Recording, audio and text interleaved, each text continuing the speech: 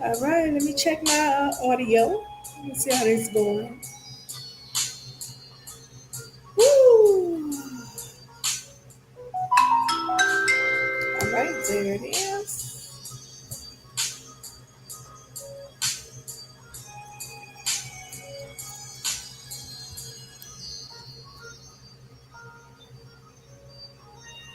Testing.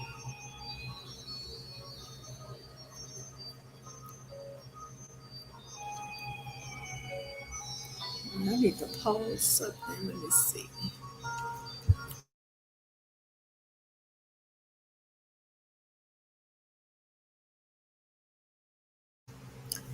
Testing.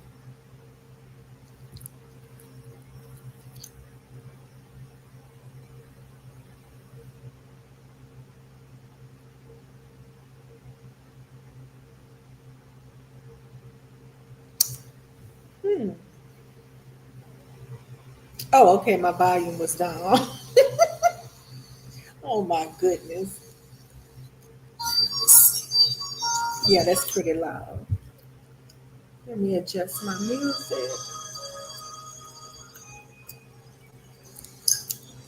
Let me adjust my music. How does that sound? Let me adjust my music. How does that sound? Yeah, that's still pretty loud. How does that sound?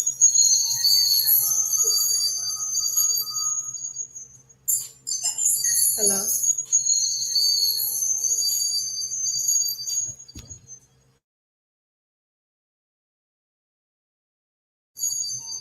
Hello? Hello? Hmm. Strange. I keep hearing like a. That's all right. I'll check it later.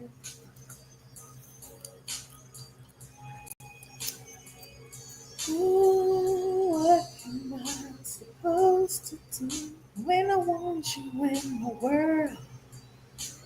How can I want you for myself when you're already some with God?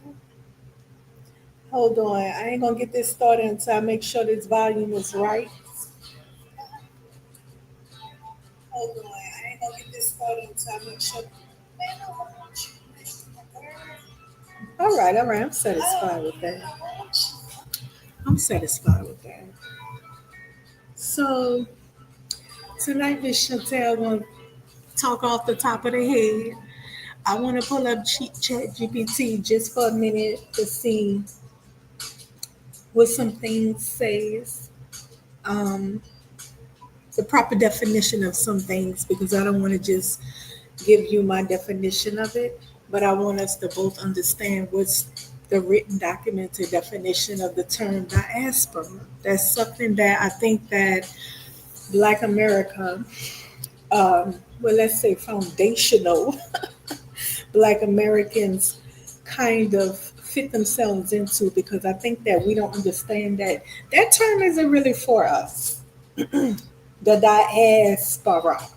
It's not really for us, all right? We're going to discuss that in the term when speaking about a lot of Black people around the world, um, which is the DOS descendants, descendants of slaves, DOS, DOS descendants. There's American DOS, there's Jamaican DOS, there's Afro Cuban DOS, Ecuadorian DOS, okay? But the diaspora does not refer to us FBA foundational Black people, people that were scattered about the world, descending from slaves brought around the world. That is the DOS tribes of people, not the diaspora. We're going to read about who the diaspora people are when they say the diaspora, okay? And we're going to talk about how Pan Africans now are, they're rebranding themselves. They're going into hiding. You okay? They denying that they're Pan Africans, taking cover. Who me? No, I'm not Pan African. But when they're talking, all you hear is the Pan African in them. No, no, I'm FBA. But yeah, Marcus Garvey was everything is Pan African. The diaspora though. But FBA, I'm FBA, I'm with my tribe. The diaspora though. We gotta help the diaspora. Listen, I think they think we're stupid FBA people. You say one thing, but your actions say something different. We are adults. We judge people by their actions, not what they say out their mouth. Some people say that we were wishing Umar Johnson's school was a failure, a flop. I don't know why. Why would someone sit around and wish that? I think we were all who ran for the brother.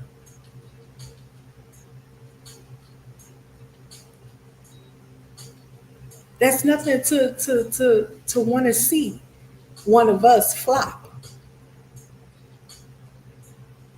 And when I say one of us, I'm talking about a black man in general at that point. Like, there's already too much foolery. We don't need somebody online talking about they're going to do this and do that and flop at it.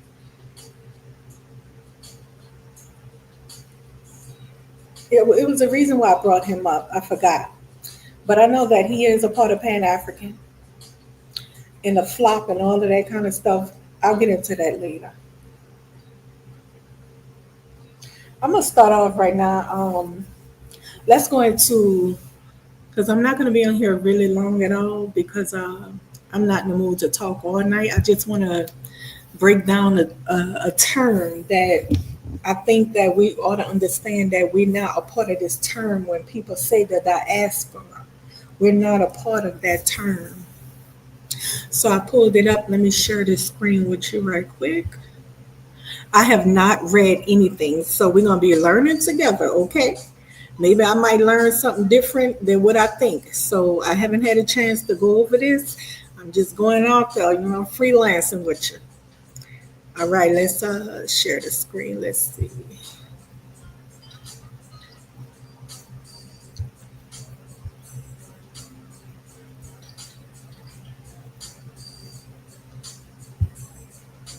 I'll turn this down some more. All right, I always gotta act stupid when I'm online. Um, 1 second. Share this one. And give me a second.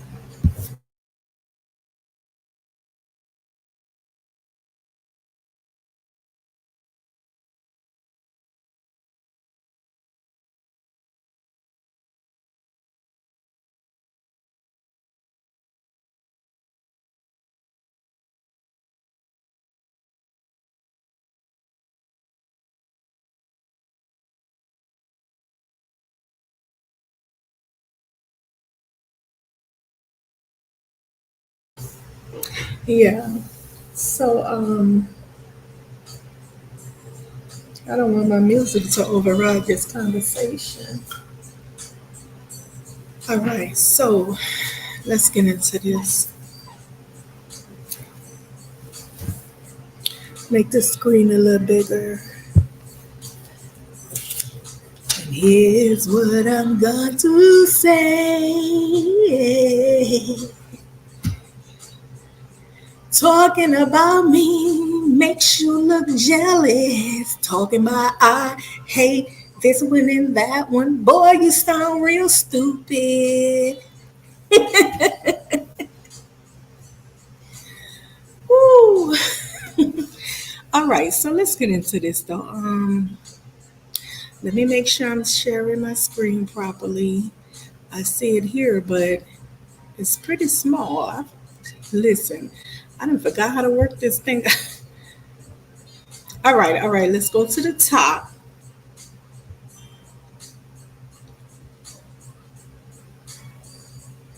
Oh no, that's too far to the top. Y'all only that's sharing my business. All right, there we go. Okay, yeah, that's better. All right, all right. Wait a second. I don't like this music playing. Let me change my music right quick. I'm not feeling it. It's a little too fast.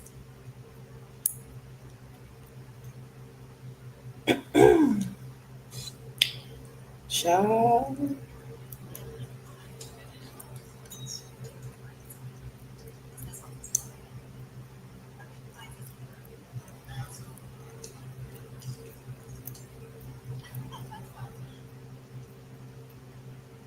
I think this is my channel here.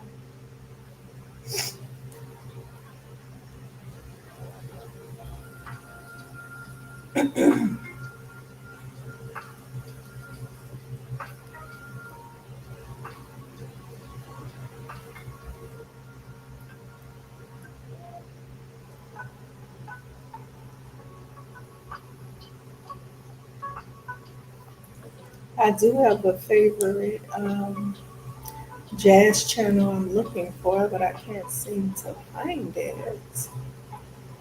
So I guess I'm gonna go with this tonight.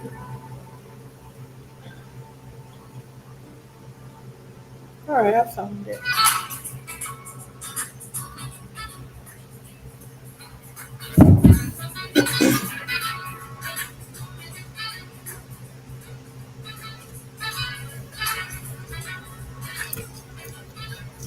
All right, let's get into this talk. All right, so I wanted to, okay, we on reading what the term diaspora, or who, what it means, who it refers to. Okay, so I asked Chat GPT what and who is referred to as the diaspora concerning Black people. Great question. It says when people say the diaspora, hold on, let me make sure my screen is big. All right, that's pretty good. When people when people say the diaspora in relation to Black people, they are usually talking about the African diaspora. Here's a breakdown. Hold on a second.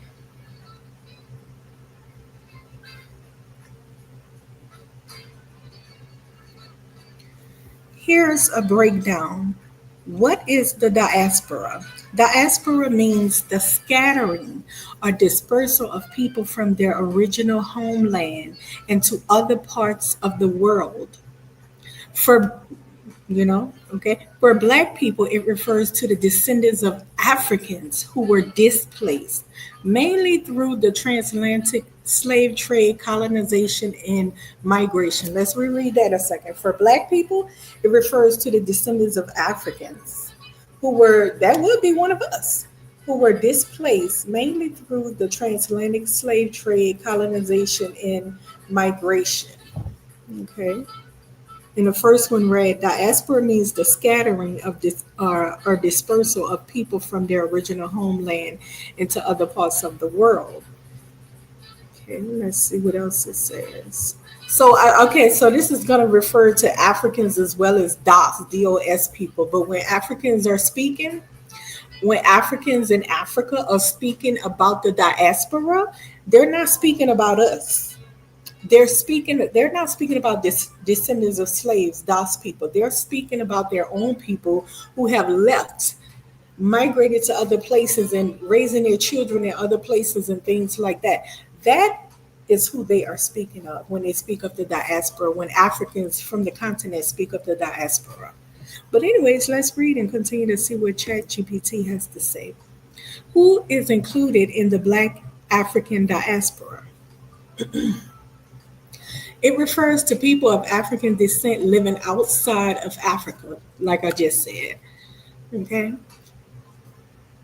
This includes, but isn't limited to, in the Americas due to slavery or forced migration. So, okay, we're included in that. But again, this is not how Africans see the term diaspora. Okay, hold on a second.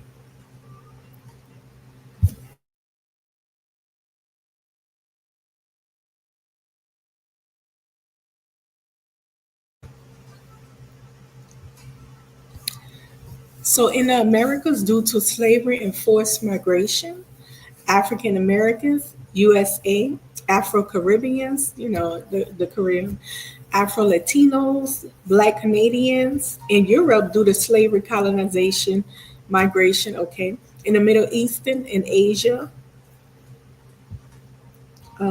there's Afro Iraqis, Afro Iranians, the Sidis, Indian and Pakistani and Africans brought to there centuries ago, Afro Turks, African descendants of Yemen, Oman, and of the Gulf states. Modern migration communities as well, recent African immigrants, okay, Nigerians, Somalians, all that. Why is it important? It acknowledges the shared history of displace, survival, and cultural transformation among African descended people worldwide. It connects people of African descent across different countries through a sense of identity, heritage, and solidarity. The diaspora has played a huge role in shaping music, language, religion, politics, liberation movements around the world. In short, the African diaspora equals all people of African origin living outside of Africa, whether because of slavery, colonization, or later migration. Okay, let's think about that for a second.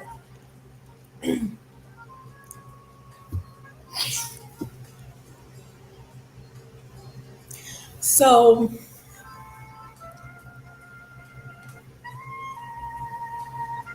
again, when Africans are speaking about the diaspora, they're speaking about people from the continent. They're not speaking about descendants of slaves dispersed around the world 400 years ago. Um, I don't know how it came that we begin to consider ourselves the diaspora. Maybe when the Pan African kicked in, making the people one, and then maybe that came in with the Pan African growth. Because at one point, like I said, they even to this day, when Africans are saying the diaspora, they're not talking about us. They're talking about their people that come from the continent, like born on the continent and have migrated other places. Um,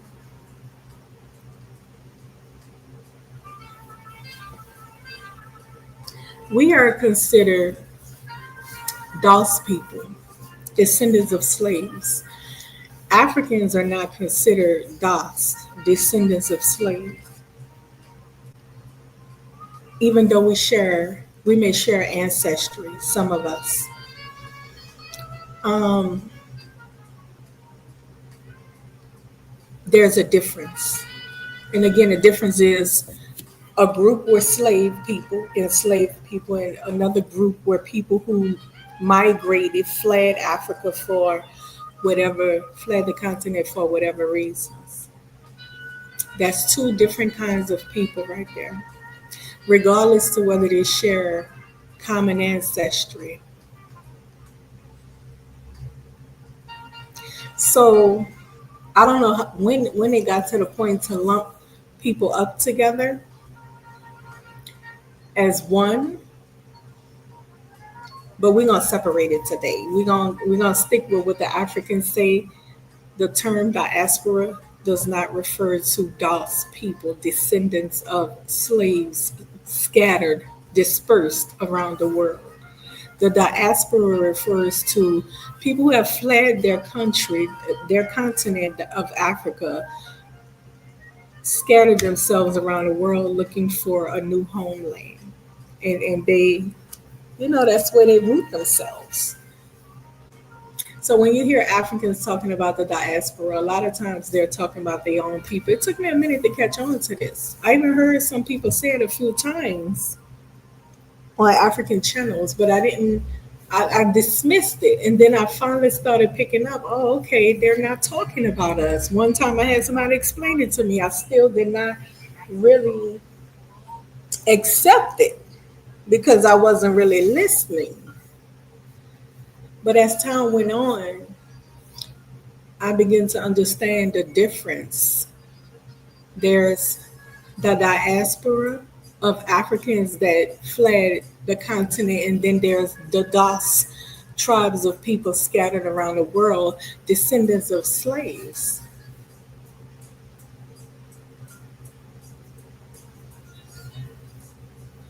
Okay, we are not one. Just because we share ancestry does not make us one. And the only thing we have in common is shared ancestry. That's it. So this leads into the Pan African stuff. I won't get into this right here.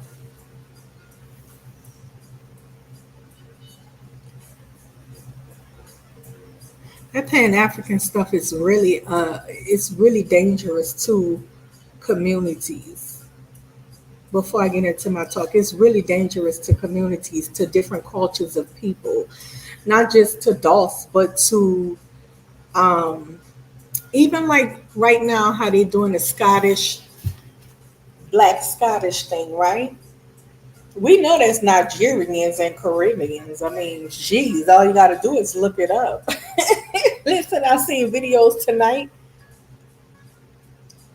of how many of them in Scotland that identify as Scottish, they are outwardly saying, "Yes, I'm Nigerian and we migrated here," or "I'm Jamaican, we migrated here a long time ago." They outwardly saying it. Some of them even say, "Yes, I'm American and we migrated here a long time ago." So it is recent immigrants that migrated there. This is not descendants that was brought there as slaves, and there was a mixture. Because trust me, if they had landed there as slaves, it would have been some mixture going on. You know what I'm saying? The man's would have been with the women's. You get what I'm saying? So you will see the mixture clearly. Now they did have slave descendants, not descendants. They did. Scotland participated in slavery, but it was house slaves. They didn't have plantations and stuff like that. They used them as house slaves. You understand? It wasn't a lot of them. It was very, very, very few of them, and they ended slavery very early on. Very early on. They didn't even consider it slavery from my readings. From my readings, it was so few slaves that they didn't ever make any type of laws or anything because they did not consider it slavery. Even though this servant didn't get paid or anything like that, and you had total control over them, they did not consider it slavery. That's what Trump is basically saying today, right? OMG. It wasn't that bad like y'all trying to make it now. We actually took good care of you. That's how white people would see such a thing. Okay? People who enslave people, they're not gonna say I did something evil like that. They're gonna make it fit their narrative of what they think is good, okay? So in Scotland, as I was reading about it, they didn't even consider it slavery. They didn't have any type of laws or anything because it was so very few slaves, and they mainly worked as servants in a house or something like that. Okay, and then they let them free shortly. They didn't have a long, slavery history. And of course, usually when someone was enslaved in one particular area, when they became free, they definitely fled the area. Okay, they went on and moved on somewhere else because they had freedom at this point to go anywhere in the world they wanted to go. And a lot of them went looking for their loved ones. Some may have returned home, some may have went somewhere else. Some, just they usually left the place that they were enslaved in. Same thing happened here in America in the readings, right? Hold on. In the readings, when they found out they were free in America, they could the enslavers offered them to stay and pay them for their service so they can continue to have their labor completed. They offered to pay them for their labor. So some stayed because they feared they would have nothing to eat or something like that. But many left. They left that place. They left the whole state. They went out looking for their loved ones they were separated from, sent to different places. They left and went, started new lives, gave themselves the new names. Oh, yes.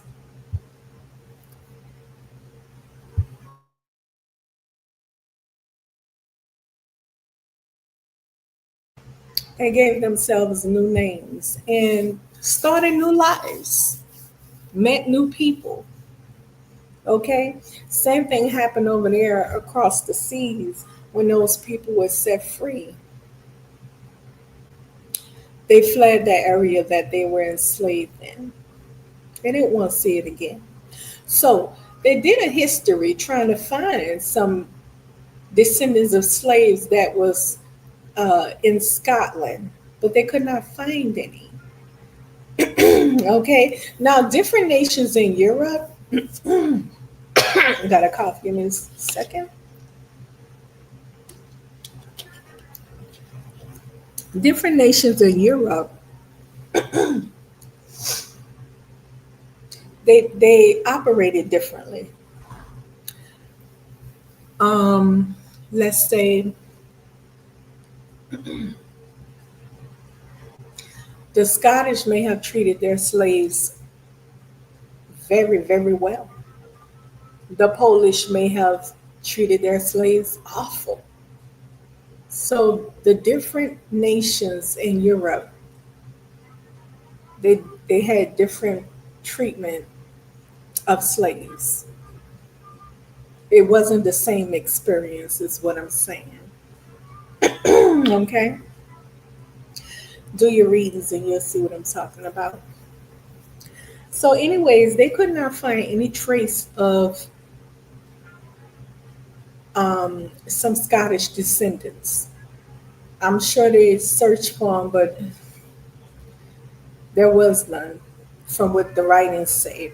So now you have, fast forward today, you have these black immigrants, disclaiming Scottish identity, not giving their own ethnicity, but Scottish identity, ethnicity. That stuff is totally confusing when you do that nationality stuff. Oh my goodness, that's something I just don't do.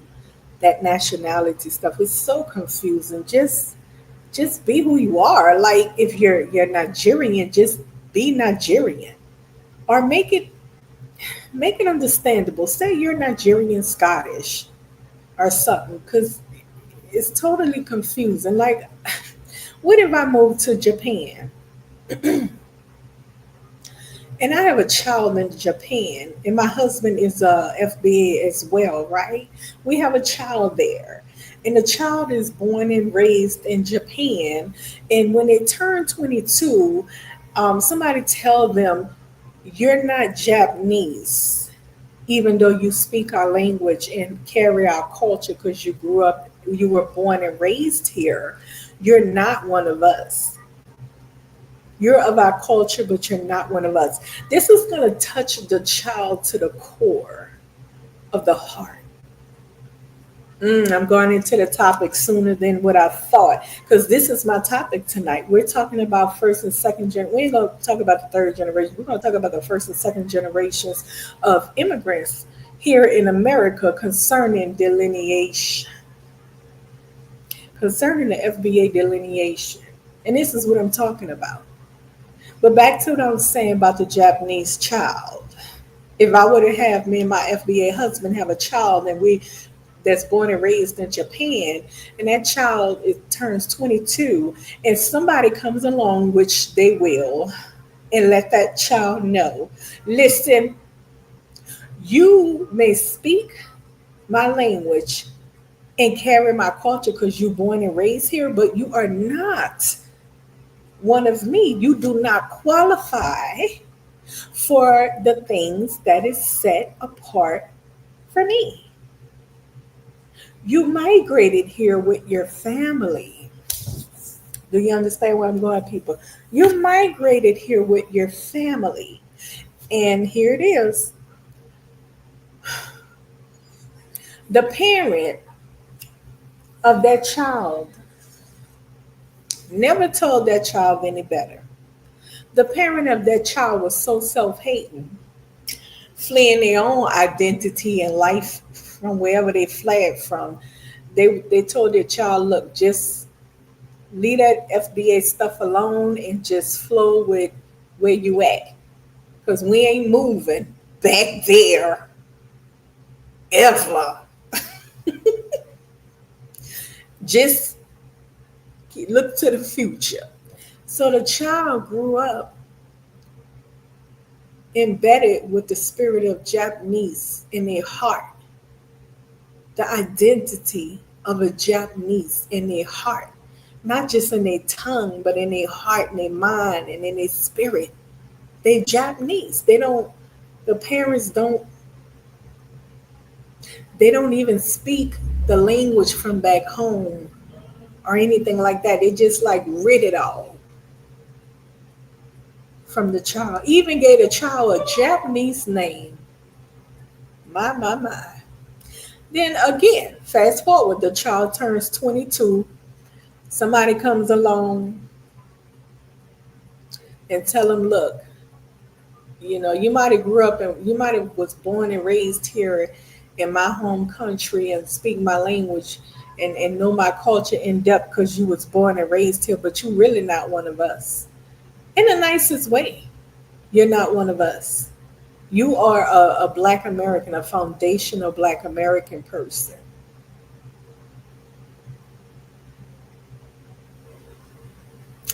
Think about that for a second. That child has the imprint on their heart that they are Japanese and nothing else but Japanese.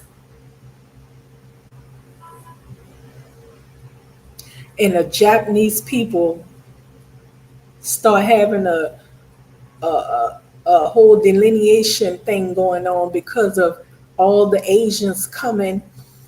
And they actually had a lot of Asians that moved to Japan and was taking up the jobs, and the Japanese people had a fit. They were like, get out of here, because these jobs is for our children. They don't have any jobs. They're graduating and they can't get jobs because all of these foreigners has taken the jobs, right? That nationalist type of stuff. And so they kicked out a whole lot of Asians, Koreans and all of the Asians. They kicked them out. They say, get out of here. This is for our children. These opportunities we created are for our children. And in the mix of it, they have other foreigners there too, like whites and blacks and Africans that was born and raised there, right? Because they have a lot of them in Japan that's born and raised there, but of a different race. And they embedded with the culture. And so it not only affects the other Asians when the Japanese people say, okay, enough. You're not Japanese. This is for Japanese strictly. It not only affects the other Asians, but it affects the other races of people there that was born and raised there too. Americans American Black, African Black, Middle Easterners, all of those people, it affects them too. But again, remember, I want you to understand a lot of their children embedded in their heart that they are Japanese. They don't know anything else. They never been back home. They don't know anything else. It's going to hurt their feelings, is what I'm saying. It's really going to touch their hearts to have that type of delineation happen, which this happened in Japan, by the way. It's going to affect them greatly because in their heart, they know nothing else. All they know is that they're Japanese, even though they're a whole different race of person. Let's take it over to Scotland, where we seeing the blacks pop up and they're like, yeah, we Scottish. And we can clearly see they're not biracial Scottish. Okay? They are, they had a few biracial Scottish, one with a African parent and a Scottish parent. Um, Hold on a second, let me turn this off. They had a few of the biracials, but we're not talking about them. We're talking about people that's not mixed with Scottish, has no Scottish lineage, but they were born and raised in Scotland and they know nothing else but Scotland. Culture is embedded in them. Their parents' self-hate has their parents help embed this in them, plant this seed in them that don't look back. You're never going there. I would never take you there. Do you know what it took for me to get out of there? I would never take you back there. So don't you even think about learning anything about them. You look to the future. Okay? And so you have black people born and raised there that doesn't have any Scottish lineage, and they spring up and all they know is Scottish. The culture is all that, it's embedded in them because that's all they know from birth. And then one day they get online and join a chat, and the people's like, excuse me, where are you from? I love your accent. I'm Scottish. Excuse me? Scottish? Scottish? What do you mean Scottish? What? Scottish? Oh, they got black people over there in Scotland. Okay, okay. Like, but where are you really from? Oh, I'm Scottish. No, no. I want to know where you're from. You know, you're black. Yeah, I'm a black Scottish. Okay, I got that. I'm asking you where you're from. You know your roots. Where your roots from? In Scotland. Scotland. I don't understand what you're asking me. My roots are in Scotland. I'm Scottish. I'm a proud Scottish. And then proceeds to go and put on the Scottish traditional garb. Woo!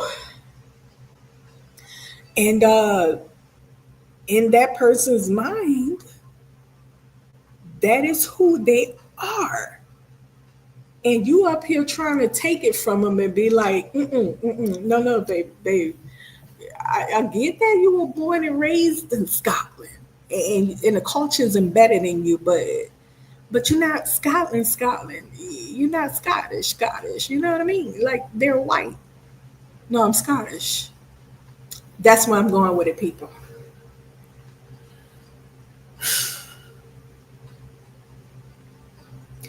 Yet we know that these are Nigerians and Caribbeans. Some of them were born and raised there, first and second generations of them. They were born and raised there. They know nothing else.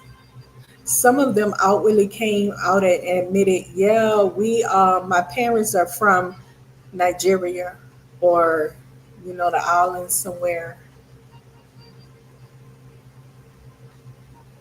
One young man, even though he admitted that his parents were Now, when they asked him, are you Scottish or whatever, he kind of paused and he was like, I don't know how to answer that because I want to say Scottish, but then, he wants to also make you understand because he knows that people are going to be like, well, Scottish are white people. You're not white.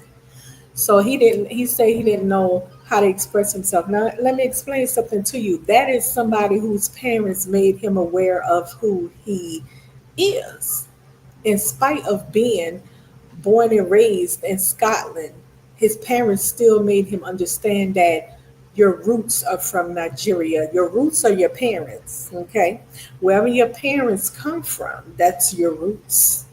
That's your origin. His parents made him understand and know that your roots, your origin is Nigerian, but your culture, you're Scottish culturally. I don't like to say nationally, that nationality crap. I've been hearing people like, "Oh, I'm Asian Nigerian. Oh, I'm Asian Jamaican." Like, what the fuck? That's please don't. But I guess that's what I'm asking. Identify yourself properly. Nigerian, Scottish. Oh, child. It's all so confusing, huh?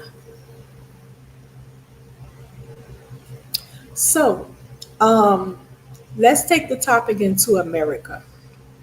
What I really want to touch upon is the whole purpose of me doing this video, right? Let's take let's take the talk into America. There are many first and second and third generations of immigrants here. Black immigrants we're talking about, okay? First and second generation of immigrants in America who was born and raised here. Their parents fled from their countries for whatever reason and are migrated. Let's say migrated. They came to America for whatever reason. We don't need to know. But when they got here, they were born and raised here. And because America is a place that's based on, it's race based, you can't get around it.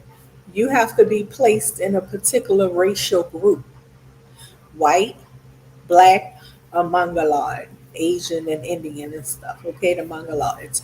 But you're going to be placed in one of those groups, okay? It can be kind of tricky because I know they say the Egyptians, when they come here, they identify them as white. I don't know why. I've heard that Dominicans and Puerto Ricans are identified as white on paper here in America. I didn't know that.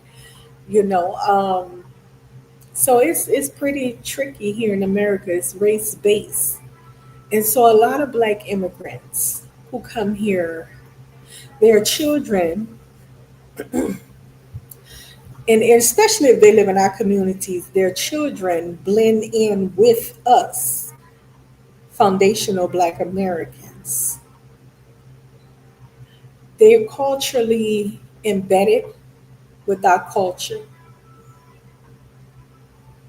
And again, the parents, they nurture this new identity in their children.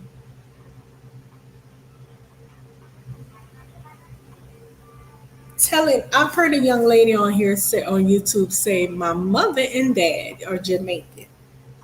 They're Jamaican, and they tell me, I should put a video up for you guys, maybe in a minute.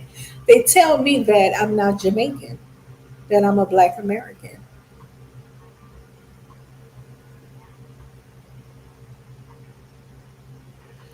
And she like, they need to stop with that mess. We hear the stories of many of first and second generations of people that's born and raised in America. They go home to visit and they have these bad experiences where the people back home tell them, you're not one of us, you're American. And that's pretty hurtful, right? Because actually they are one of you, regardless to where they grew up at. They still ethnically one of you guys. We have Black American groups that have migrated over to Israel, in the more Israel, the Black Hebrewites, and they don't mix. That's still our people. That's still foundational Black Americans. They're still of our group, regardless to whether they speak Hebrew and have a whole different cultural mindset. They still are people. Period.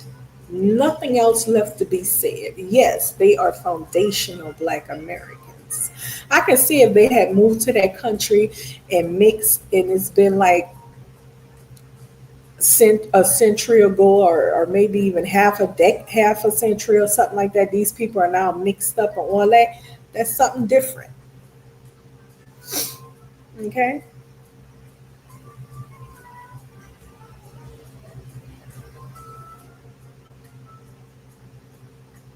so we have some descendants of Canadians that fled the scene of slavery. That's foundational Black Americans that ran to Canada. Now, understand they already had Canadian slaves. A lot of people don't know this, but they thought that Canada never had slaves. Oh, but certainly they did. Almost everywhere around the globe. It's just that people ended slavery very early on because I guess they saw the horror in it. But in America and other places where they had plantations and fields to be worked that needed to be worked, they didn't give a damn about the horrors. They wanted the job done. In other countries and places, they didn't have plantations and fields. They were growing crops because in Canada it's cold as heck. On the island of George, something that island is called up there, way next to Greenland somewhere. They freed them early on too. They didn't. They were house slaves. Okay, so Canada did have slaves. They participated in slavery, but they freed the slaves there very, very early on. They didn't want the people in their country no more. They said, it's giving our country a bad look. So they freed them, and they helped educate some of them to move along other places. So when the runaway slaves ended up there,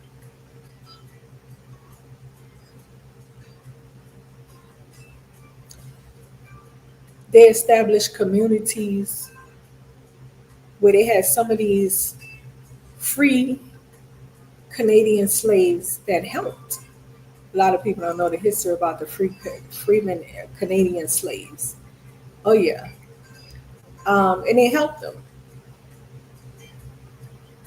Some of them fled the scene in different parts of Canada, didn't get the good help, but some did get to get help because they went in the right directions. All of Canada did not have blacks. They were in a particular area.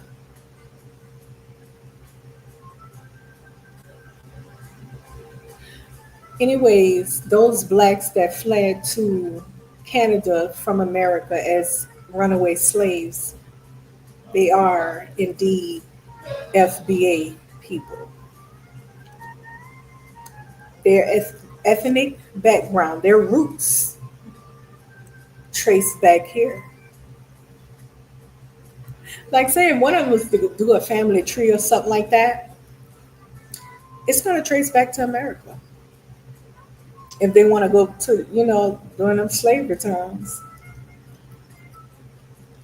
might be like, yeah, you were owned by the Aikens or whatever.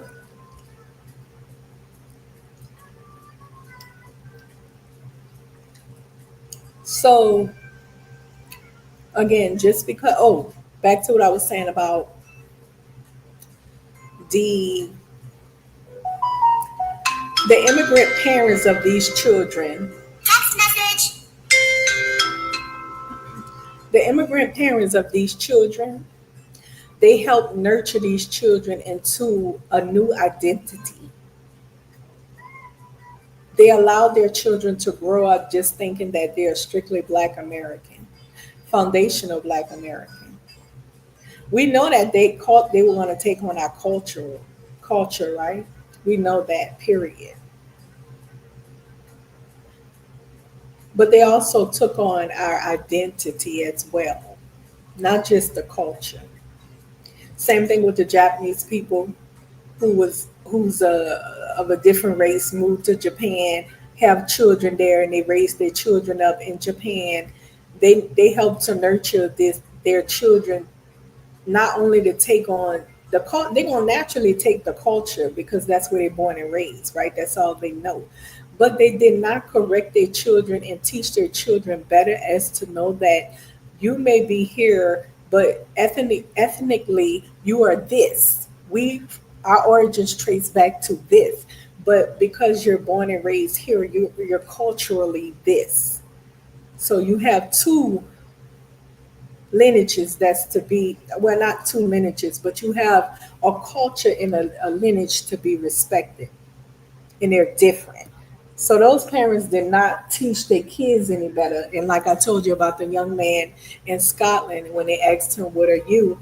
He paused and he was like, "I want to say Nigerian, I want to say Scottish, but I also want to tell you I'm Nigerian because that's where my parents are from. That's where we originate from." His parents taught him. You understand what I'm saying? It's mixies as well, biracials. They have parents that teach some of these have mixed people. Some of their parents tell them you're biracial. You're not black, nor are you white. You are a biracial person, which is defined as a person who has two parents from two different races. You're not a single race person. So that person understand their identity. I'm not black nor am I white. I'm both. I'm culturally both and I'm ethnically both of these type of people. They learn about their blackness, they learn about their whiteness or Asian or whatever. And yes, they have dual allegiance because, that's how that's going to work. But then you have some of them, and it's not their fault, of course. You have some of them that was probably um, given up to the father side, who was 9 times out of 10 a black man, because the mother don't want to have nothing to do with the black baby, and so they have no choice but to learn their black side, and the white side is voided at that point. That's not the child's fault. Then you have some of them that may have grew up on a white side, and the black side was voided for whatever reason, like that, right? Some of them know their places. They know that as a biracial person, they cannot represent a black woman, for instance, or a black man. Okay? Um, and some of them don't. Some of them go, I'm going to, represent this, even though this is not my experience.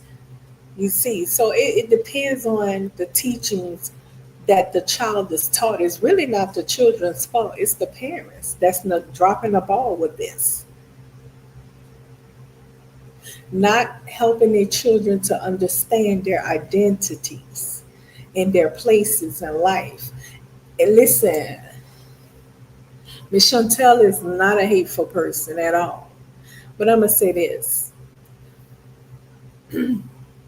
If 3 people got stuck on an island somewhere, say a plane crashed and they ended up surviving and they're stuck on the island, it won't effing matter what their race is. It can be a white one, a black one, and an Asian.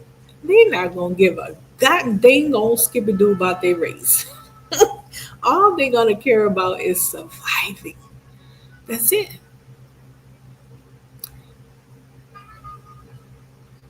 They're gonna know that we're humans. We come from a particular area. We on a island. We don't know who else is on the island. Might be cannibals and stuff. We gotta stick together. They're gonna lose their culture, their identity, and everything. All they know is they're humans trying to survive.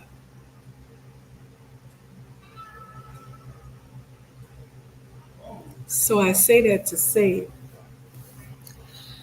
we understand, all of us understand as adults, we in a society that, as they always say, race is a social construct. We get that. We understand that. So those same three people stuck on the island, when they far away from such a place like this, they don't even consider race or anything like that because it's not the environment for it. But in this environment, all three of those people would have different roles and to play if they're put in this type of environment. The Asian, the white, and the black is going to have different roles and different ideas about life because how they are treated in their environment. So you see, you can't be talking about over here, we are all one, because we not. It's a social construct where a particular people is treated awfully, and you're going to ignore it because your group is not being treated that way.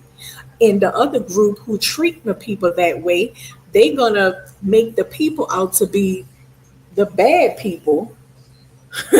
They going to the people that's enslaving the people and oppressing the people, they're gonna make the people that they enslaving and oppressing out to be the very bad people, while they being angelic, they claim to be, right? Do you get what I'm saying? The insanity in that. You gonna make us the bad people, but you're enslaving people and oppressing people. Hello. Hello. So there's different roles we play in this constructed social construct, as y'all call it, racial social construct. It's not an environment to say we're all one. Are we operating that way? No. When I seen black people out there protesting police brutalities and killings, I don't see no mad groups of white people out there, or Asians, or Latins, or Mexicans, or Africans out there with us protesting against it. I don't see that. They don't give a damn because it's not their group. When something affects their group, I do see them stand up and go out there to protest. And some of them would like for blacks who've been protesting a very long time to be on the front lines of their protest.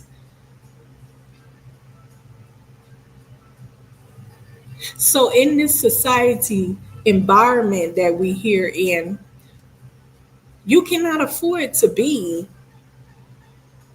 talking about we all one. It's something the matter with you. If you want survival here, you have to do what everybody else doing, what other groups are doing, which is practice. Dr. Claude Anderson, he says group economics. And if you fail to do that, you will fail. And look at the state of Black America. Not no Black America. Look at the state of foundational Black America. They have divided us, which is a conquer. There's no unity there, no working together, no groupness, no collectiveness.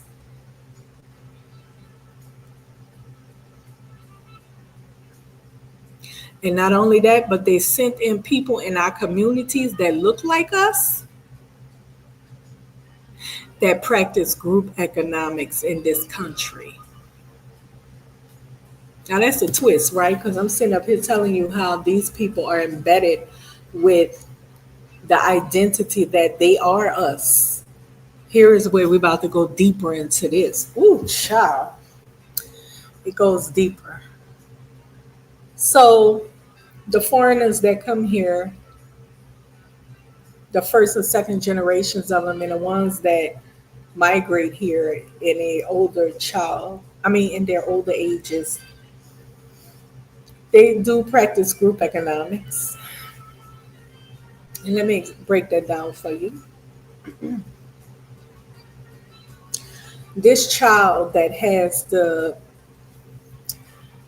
Black America, the FBA foundational Black American culture and identity embedded in them, even though They know their parents come from elsewhere, their origins come from elsewhere. They have been embedded to think that they're one of us.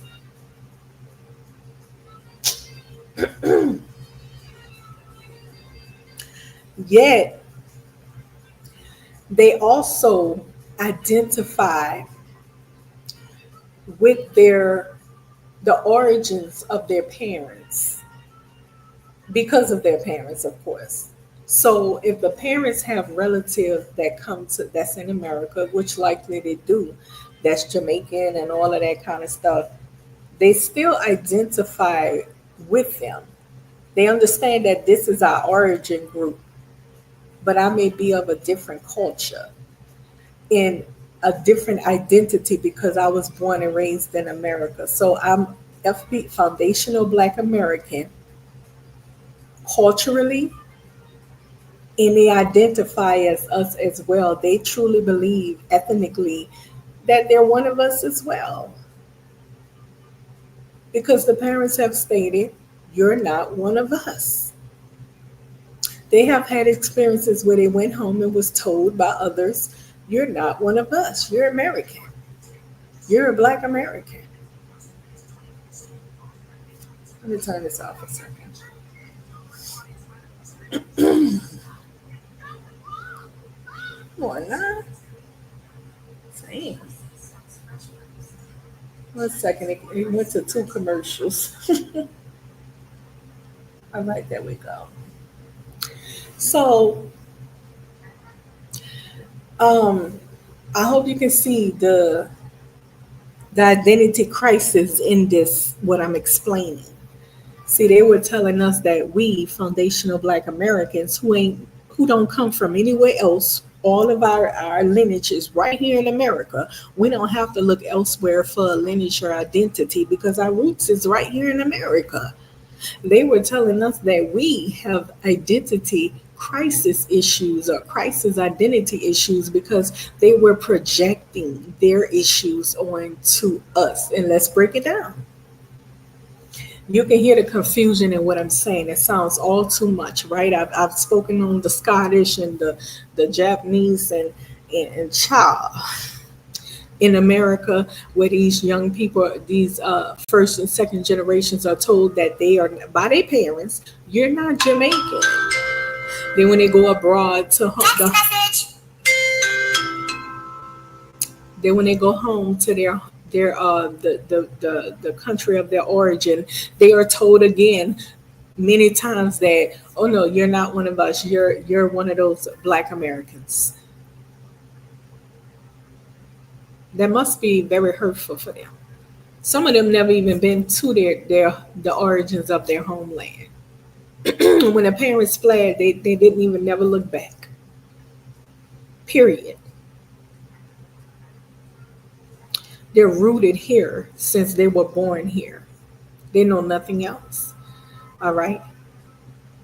So to tell a person that's been born here, rooted here from birth, they never even been to the origins of their homeland or whatever like that. To tell them that they're not foundational Black American, it touches the core of their heart, their identity. Immediately is going to be affected by those type of statements. You see who really dealing with identity crisis? There's different kinds of them, by the way. So, and please don't mix us up with Africa. Don't talk about we come from Africa and we don't. MFA, we've been removed from Africa 400 years. The people that have African lineage, we have been removed. Our people have been removed from there 400 years. Please keep it moving. Move around. Because nobody ain't about to claim no Africa having not been there, been removed from there 400 years. I mean, 400, yeah, centuries. Don't know nothing about Africa. Had African ancestry, and respect that we are an admixture of people. We have multiple ancestry. Get your cuckoo self on. We ain't claiming no African, and we ain't claiming no European. And for the people that claim indigenous, they are indigenous. I told you I grew up in New Orleans. I'm gonna go back to my subject. What I'm saying, I grew up in New Orleans, and I've heard Creole a lot. I have Creole in my family.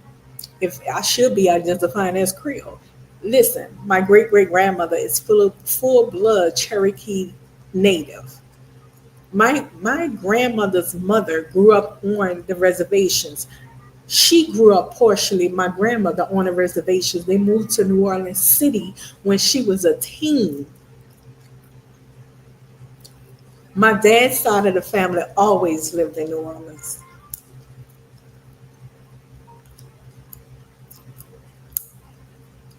We don't even identify ourselves as Creole, even though that's what, on my dad's side, we would prefer to be. People in New Orleans call themselves Creole. My mother's dad, Creole people.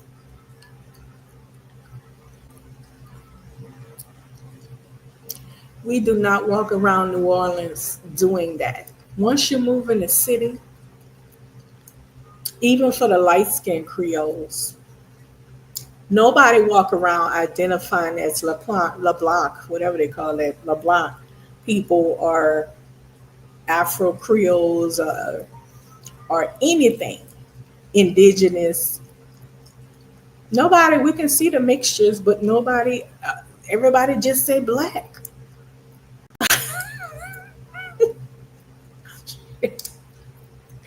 Now, when you go on the outskirts, that's different. Okay, you may encounter something different. People will hold tight more to their um, cultural identities.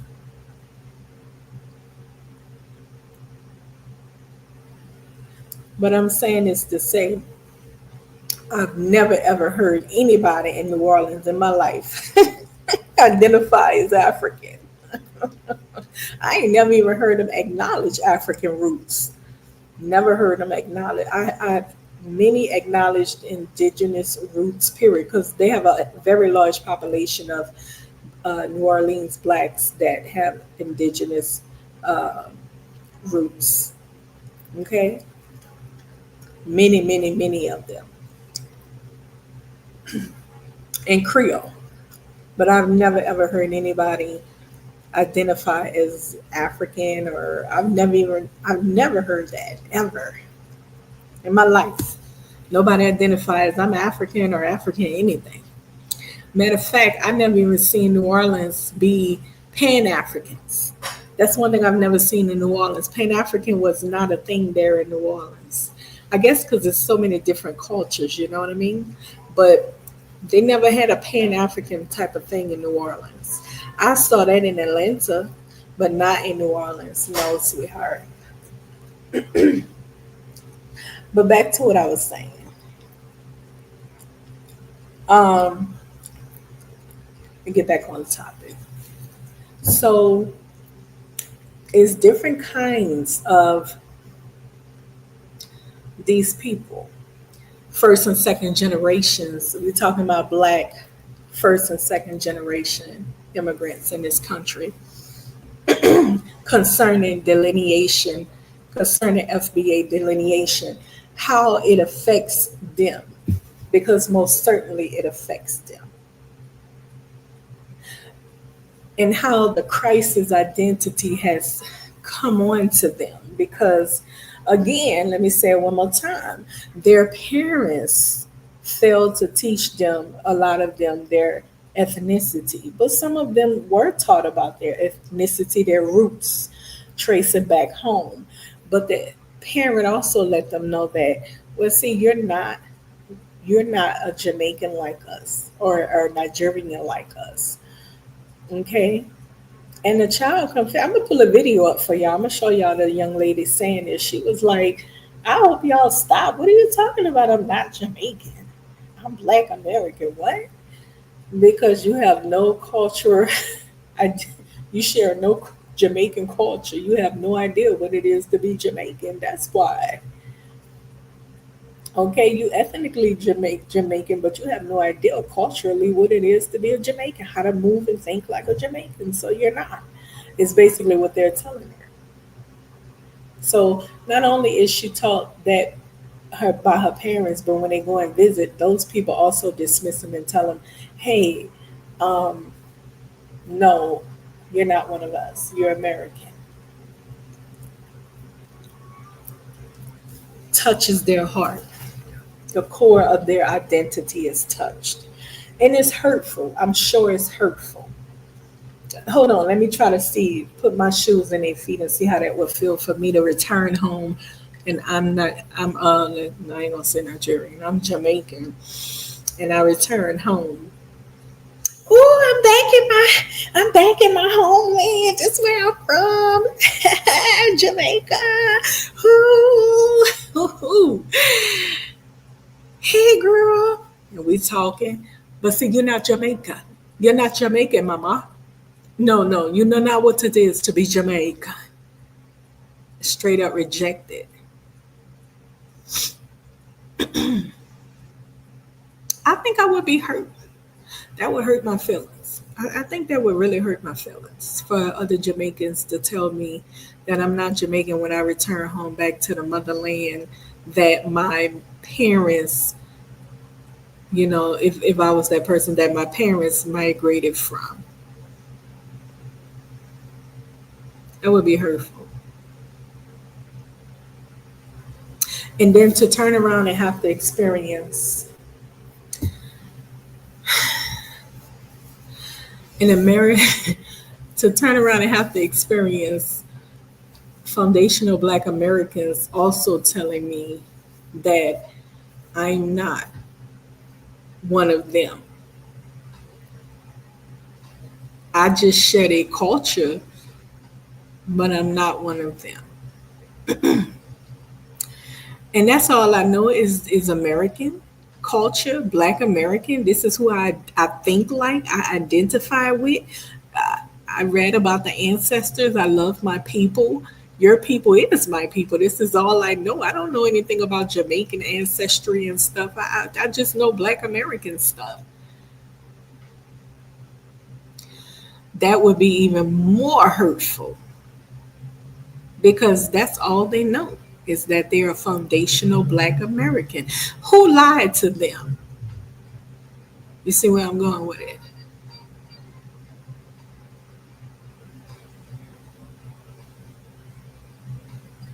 Or who miseducated them?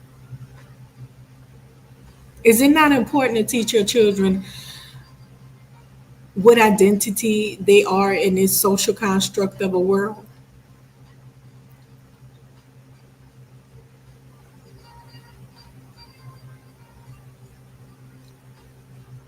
That they can't just go around identifying as whomever they like? That's not how it works. Well, in that case, I'm white. You know what I'm saying? I grew up in white America. And there's Black people that grew up in white America, born and raised in from our lineage, but they grew up amongst white America. And a lot of times we call them Oreos, but I can tell you this about them.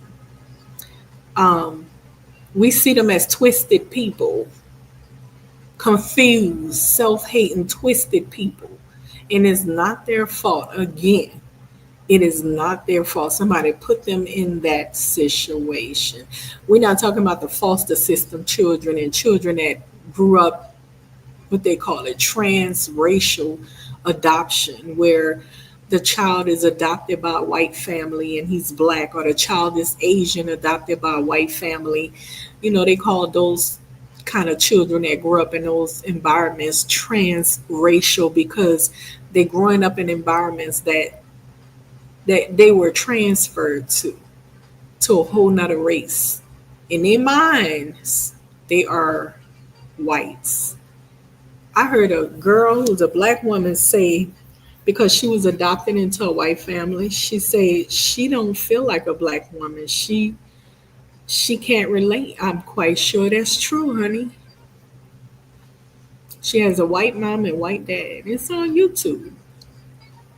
She went on a red table talk with Jada Pinkett and them. And they were sitting and having a conversation with her, and she said that, and Jada, even Jada's daughter, everybody was staring at her like she was an alien. Because I mean, I feel so bad for you is what they were thinking. You're a whole black woman and you feel white because you were put in a situation where you were raised up around all whites. And now you have no identity of who you truly are. You can't relate. And so back in the days, they had a lot of social workers that was fighting against that. Black social workers, these white families raising black children. Then they started going to adopt them from overseas and stuff because they were effing them up. Because the children, they have documentations of transracial children that grew up in different racial household, mainly whites, and you can go and listen to them talk about their experience growing up and how they can't identify with their true ethnic background of people. Okay, so it's like this here. Tarzan was a true story, and he got lost in the woods, or whether he was lost or dropped off or whatever, who knows? Listen, he grew up around those animals, and he walk on what? He don't walk, but he crawl on he crawl on his hands and knees as they do, and he think as they do. He don't speak. He knows the communication as they do. He knows how to communicate with them, even though he's a human.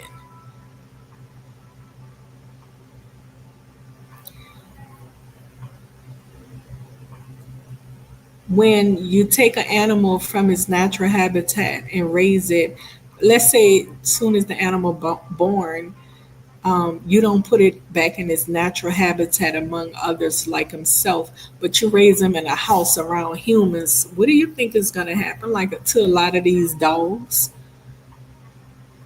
they act just like humans. They know nothing about surviving the streets or anything. They wait for hot meals and stuff like that. Like,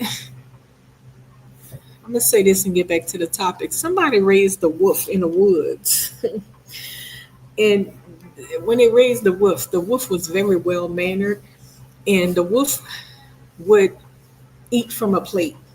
I kid you not. So one day, whatever happened, the wolf owner wasn't around. The wolf couldn't find him. The wolf migrated from the woods because of hunger. Walked down a street where they smelled food. The wolf smelled food. Went into the restaurant that had an open door and sat up on a chair at the table and put his paws on the table waiting for a meal while everybody was freaking out, running and hiding and screaming because they had kids in there, running and hiding and screaming.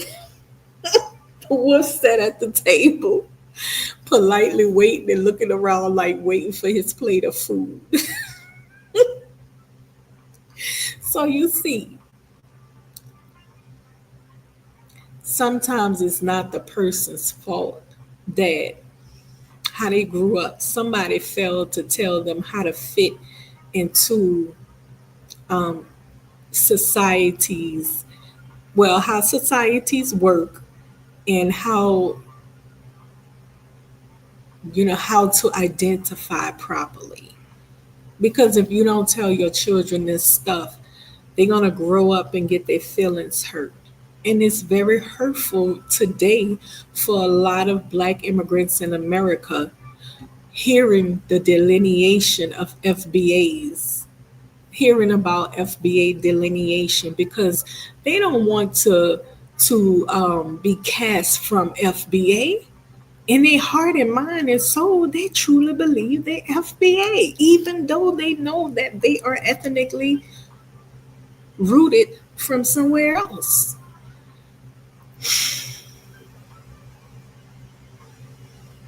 But because they know nothing else about the place, and when they even tried, they were rejected from there and told, "You're not one of us."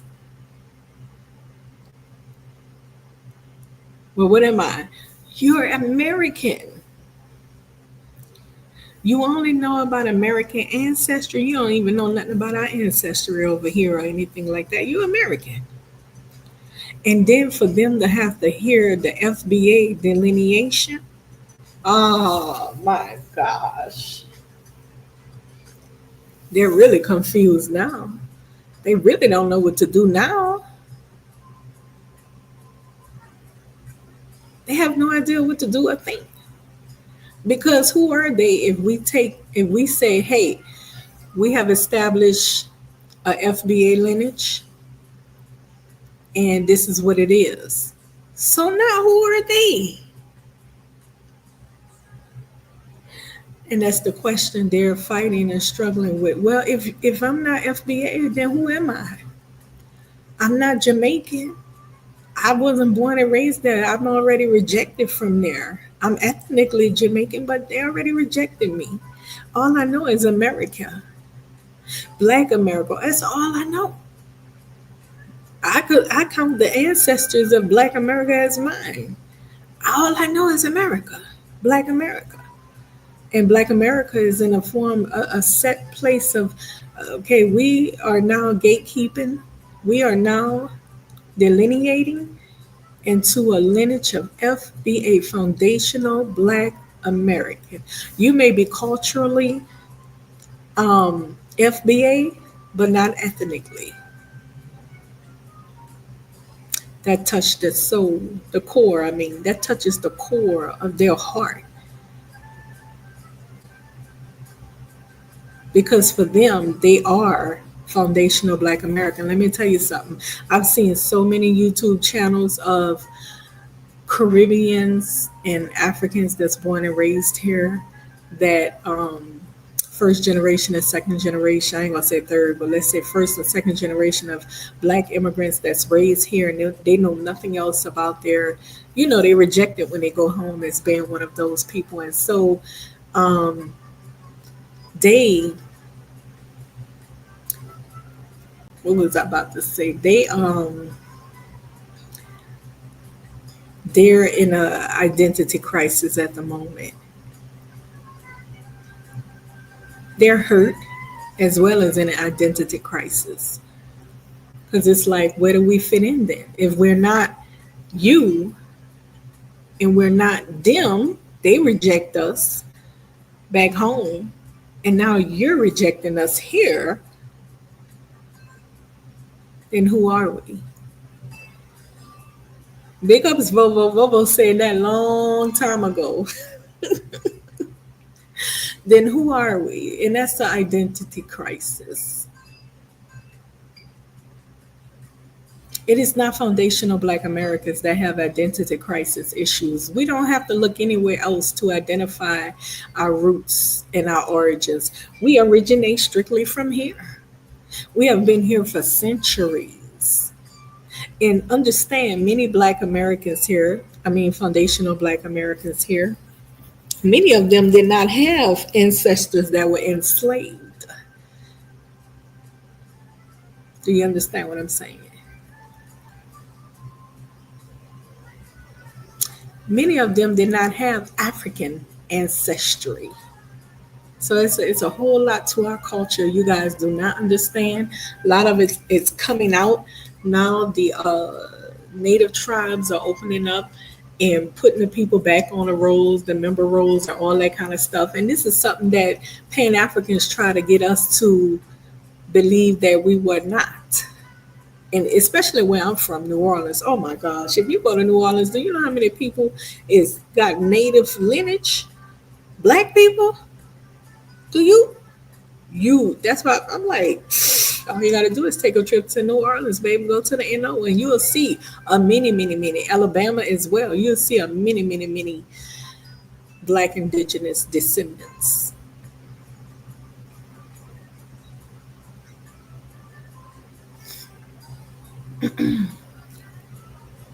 So yeah, our culture is very a super mixture of. It can get complicated. You have to really dig in there. Sit down and be patient to break it down. So yeah, even they be like, well, jazz was come from Africa. Use a MFLI because all the jazz artists from New Orleans, baby, they'll tell you that our response and what they call that call and response and chanting that comes from the indigenous people.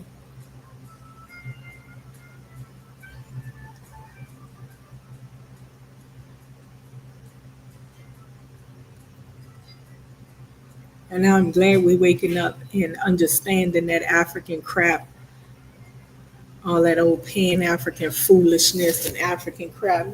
Get out of here. So, anyways, we know it was heavy in other parts, but in America, one of the last places to be bringing slaves and stuff, they didn't have that much of a large population, anyways. But listen, I'm gonna stay on my topic right here for tonight. Where does that leave them? The comedian Godfrey.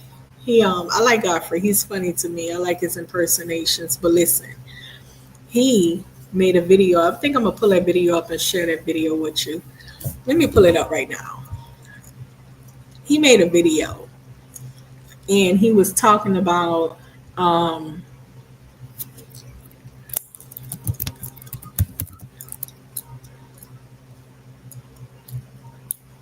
he was talking about how we're all one. And of course, you know that he is. Hold on, let me pull this up.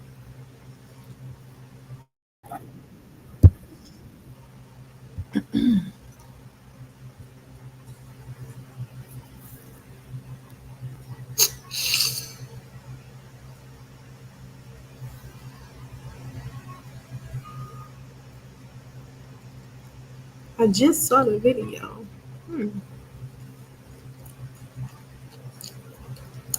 I might need to type it in the title.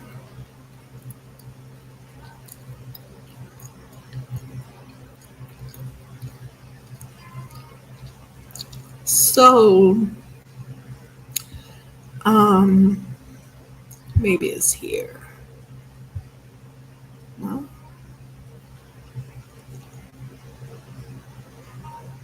Okay, so I should have pulled this up earlier, but I don't see it. So this is the thing. He was talking about how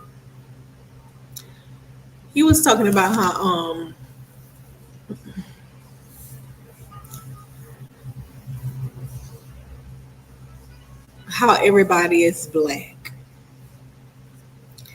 and it don't matter your nationality or your ethnicity.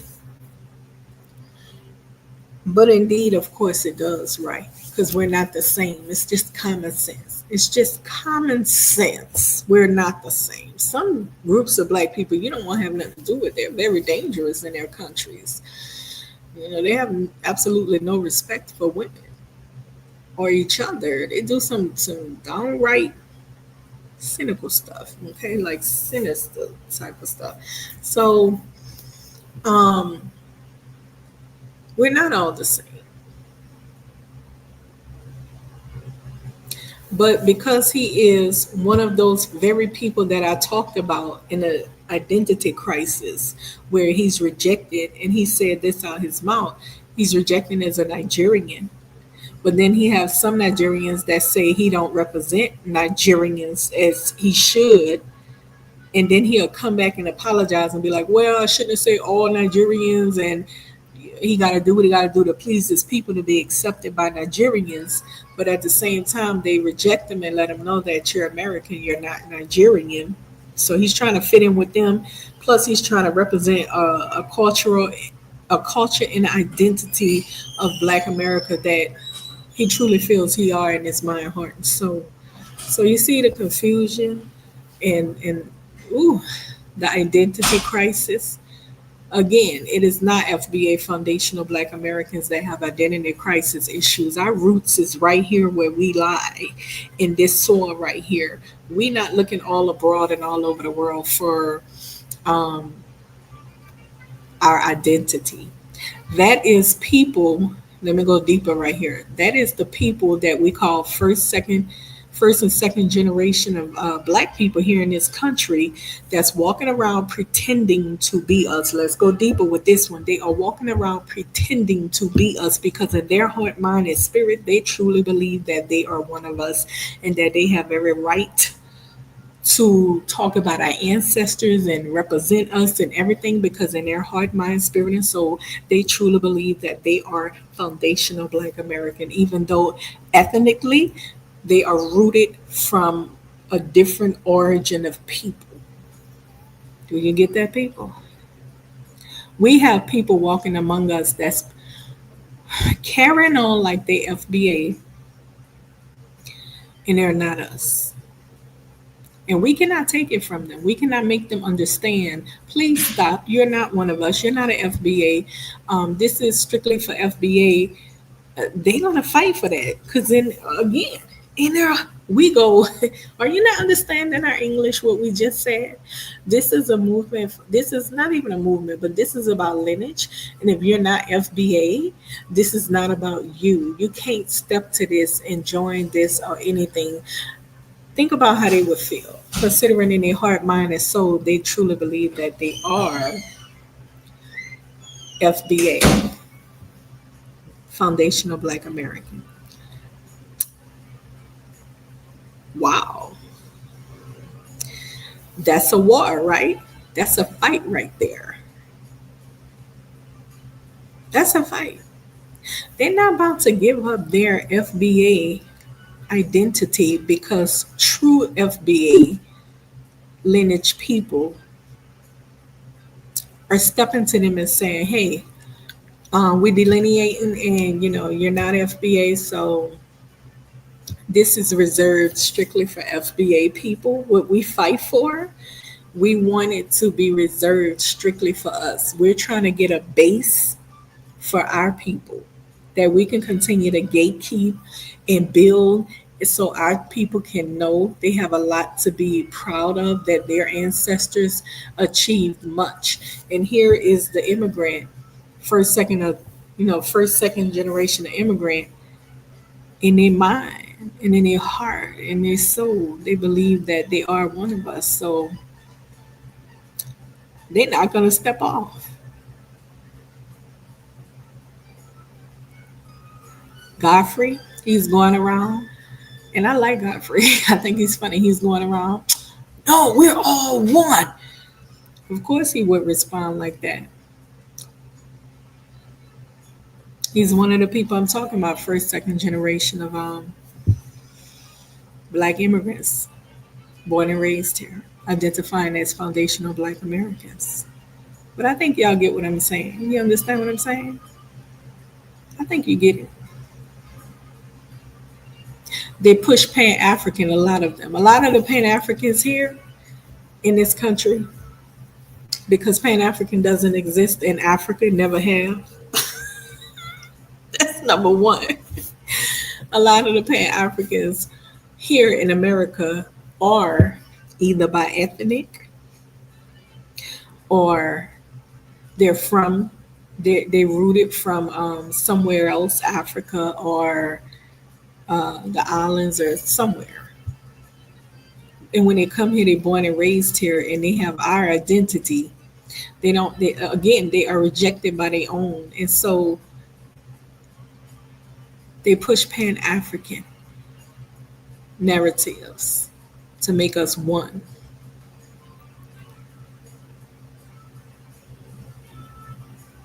I happen to believe that Umar Johnson is not FBA, even though he claims it, right? Because I just explained the whole thing to you. In their mind and heart and soul, they are FBA, nothing else. I don't believe at all that he's FBA. Anybody that speak against economic justice For FBAs in this country, he's an enemy to our lineage. He's an enemy. Even if you don't think it's whatever, listen, you don't have to believe that they're going to get it or anything.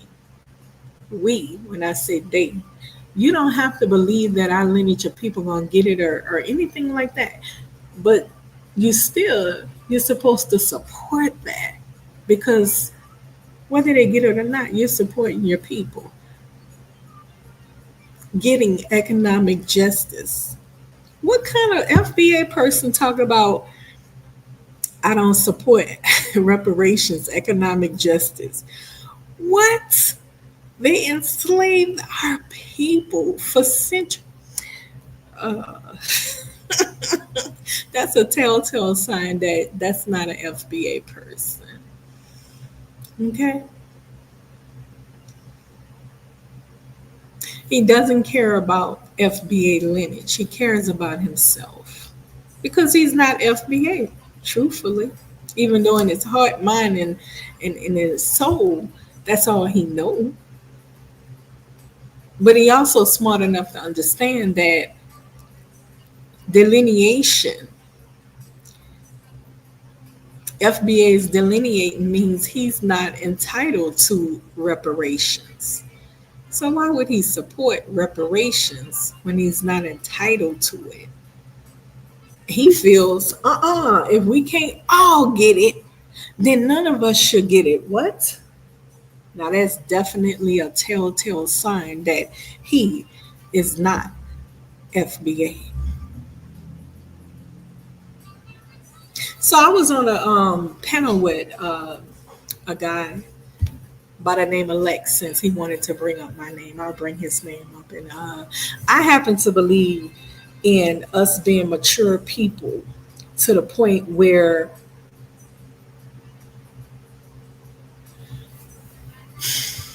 we have to be mature people to the point where let me see how I can put this here.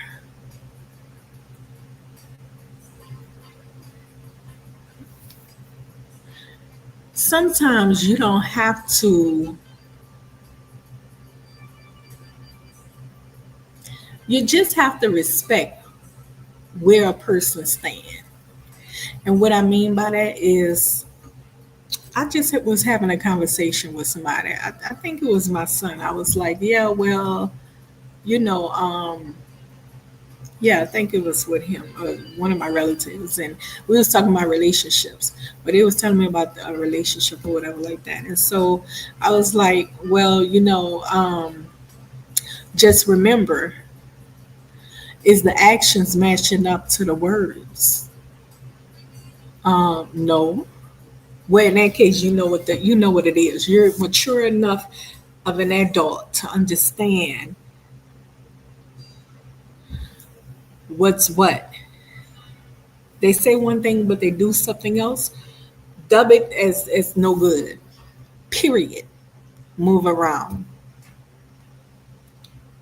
Because if you're not mature enough to keep it real with me and be who you are and stand on who you are, I don't want to be bothered with you. Like, I'm a no nonsense type of person. Like, just be who you truly are. I don't play games, but listen to this right here. So the guy, he says one thing out of his mouth, but his action says something different. Now I don't know him, I'm not around him. When I say actions, I mean he claims one thing, but out of his mouth comes support for something different. Okay, so he claims FBA all day long, FBA lineage all day long, but out his mouth, now it's not matching up. Out his mouth, he talks. But what about the diaspora? The diaspora? What do you mean? What? I read the definition at the top of the hour of this program. I said we read that the diaspora is considered Africans and DOS people, right? all black people with that considered to have African ancestry. Now he says he's FBA. He rocked with his FBA tribe, and he's no longer a Pan African, but he giving Pan African talk. I'm FBA all day long, 24/7. But what about the diaspora, Chantell? No, no. What about the diaspora, though? You're not hearing the diaspora. No. Oh man, what? Cardi B is diaspora. What the fuck? What? Oh, wait a minute. Is she descendant of slaves? Is she African? Well, how the hell is she that a part of the diaspora? A part of blackness? What? I'm kind of confused. But anyways, it's about the diaspora. Listen, I rock with my group, my tribe, FBA, but the diaspora. You have to consider the diaspora. Well, tell me, where does the diaspora fit in FBA delineation? Talk it out. Make it make sense. Where what where does the diaspora fit into FBA delineation?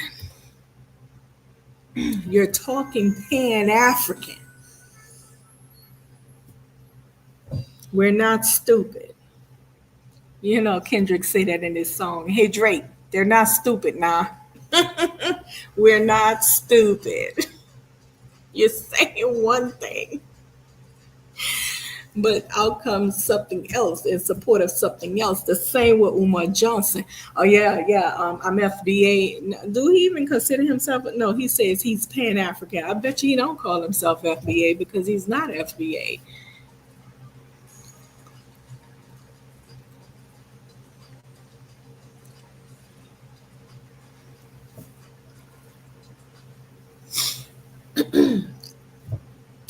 This guy went on to say things like I was hateful and I'm attacking people and I'm a bigot and all kind of crazy stuff. Now, if your response about Chantell is the very things that I just mentioned, and you respond to me like that strictly because I say that I'm FBA and nobody, it, I say, hey, we're the FBA people are delineating. We're trying to build and gatekeep and all that stuff, and I believe it's coming. It's gonna get even more than what you're seeing today. Oh yeah, it's gonna hit the streets, baby. It's gonna hit the streets. Y'all may not be seeing it as clear right now, but trust me, it's gonna grow more and more and more.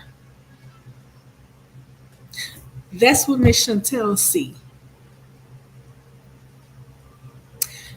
Miss Chantell says it's wonderful to delineate because we have been being disrespected by the diaspora for a very long time, playing in our faces, misrepresenting us, all of those stuff, being tribal with us, all of that while we sitting up here trying to be your friend and trying to be one with you, pushing that Pan African junk on us.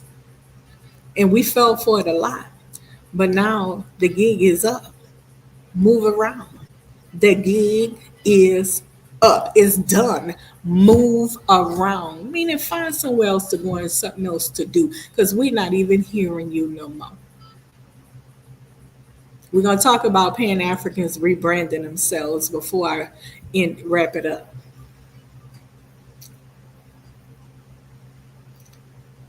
But this dude said all of those things to me because about me because Miss Chantell is like,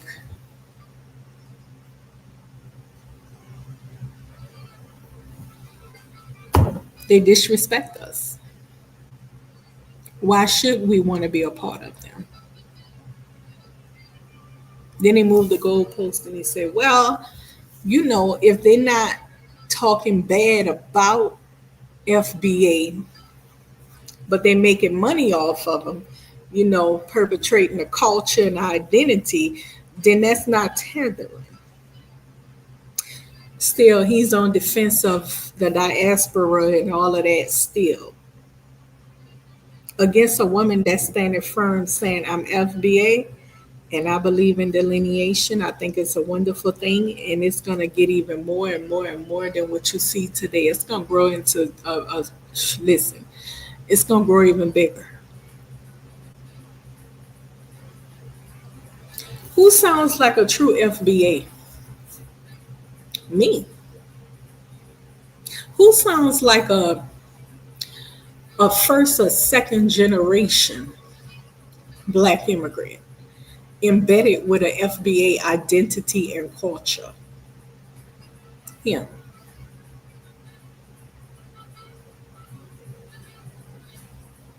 See, if you truly want to know who a person is, all you got to do is sit back and let them talk. Let them talk. Matter of fact, buy them the whatever kind of drink they like, alcoholic beverage.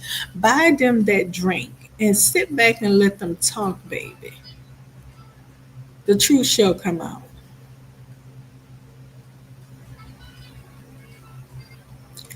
Matters of the heart. And I'm true FBA, my family on both sides. So there is no looking around at other people about anything because I'm strictly FBA. I'm not by ethnic or anything like that.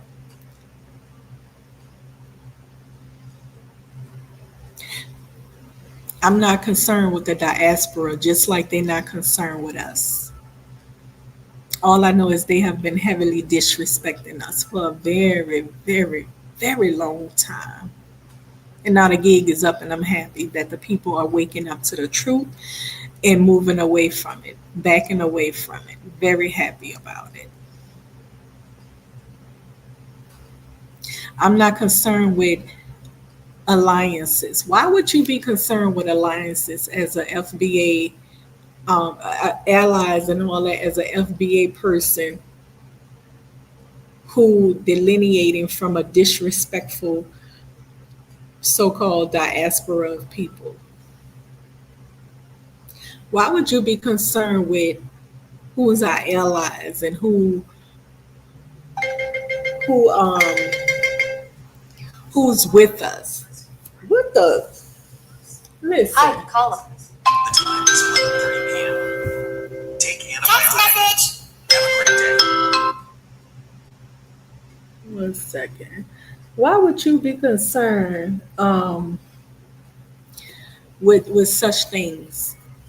If you FBA, strictly FBA, your allegiance is with FBA.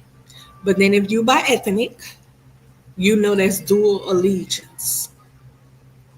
I told y'all about the mixies and the bi-ethnic. I consider them to be bridge people. They have dual allegiance. So they're like in the middle. They're not us, but they're in the middle because they're not just one. Some of them have a parent from us and another parent from a different Black immigrant. Then some of them have a non-Black parent and a parent that's from. These are dual people with dual allegiances. They're in the middle. They're like bridge people. Okay. I don't have that type of. My mindset is not like that because my mom and dad is FBA strictly.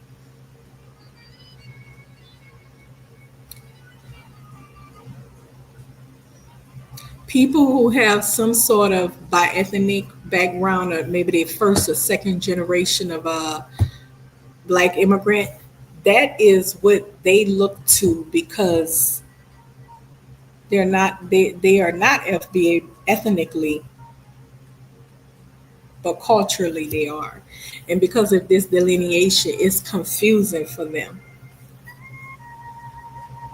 They're not the people back home where they come from, and now they're being kind of pushed off from foundational Black American Black Americans as well. So my question to that is, where do they fit in? Where do the first and second generation of Black immigrants born and raised here in America, who have been embedded with the identity and culture of foundational Black America, and they know nothing else. They have been rejected by the people where they are, where they origin, where they originate from, their family originate from. They have been rejected by those people, even told by their own parents that no, you're not Jamaican like us or Nigerian like us. You're a Black American, and all they know is Black America. So you see, they told us, they projected on us that we have a Christ identity crisis, but it actually was them. We should be looking abroad for our roots when our roots is right here in America. What? That's what they're doing, looking abroad for their roots, which they have been rejected by. Where do they fit in with this FBA delineation? They're concerned. They saying, as Lex said, well, don't dismiss everybody.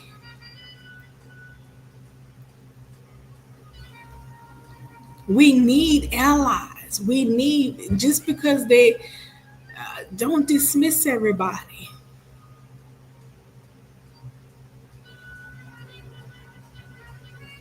Need who? Again, during police protests, many of the police brutality and killing protesters I've seen, I didn't see a bunch of Black immigrants out there. I didn't see a bunch of them coming out there. I didn't see Mexicans and all these people that's in this country, Asians and Mexicans and a bunch of the Caribbeans, and I ain't seen none of them people out there.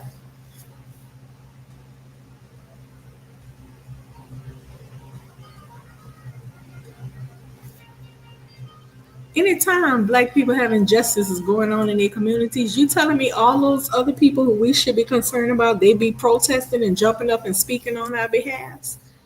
Because I've never seen it.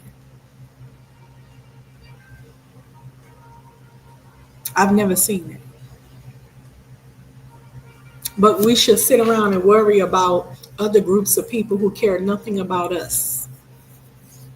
But now that the hand of oppression is upon them, we should care about them. We should be concerned with them, being allies with them. Do you not hear me, people? You do not have to try to guess who somebody truly is, just like Umar Johnson. He showed his hand when he spoke up, and I didn't even know he spoke like that. I would have never supported that. I didn't know Umar. Just a few days ago, I heard him up there saying, because I never really paid attention to him or followed him. I just see it every now and then. I never knew he didn't support reparations. Like, what real FBA person supporting that?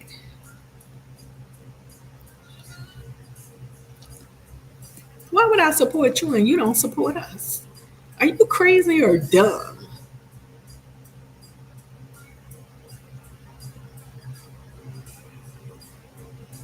That's all you hear FBA people saying is we don't have any allies. We recognize that. True FBAs recognize that already. We have nobody that have came and allied with us on or spoke on our behalf for any of that. What is you talking about? Really, what are you talking about? Allies. You mean the people that want to play in our faces and use the culture to generate revenue for themselves? Tell me what Cardi B have donated to Black culture since she's been rich off of Black culture, sweetie, or Drake, or Eminem, or any of them. He says that, yeah, they should be allowed to come into our communities and make money off of us, long as they don't disrespect us. What? Whew. Okay. Long as they talk nice, they should be allowed to do it. Mm. Wow.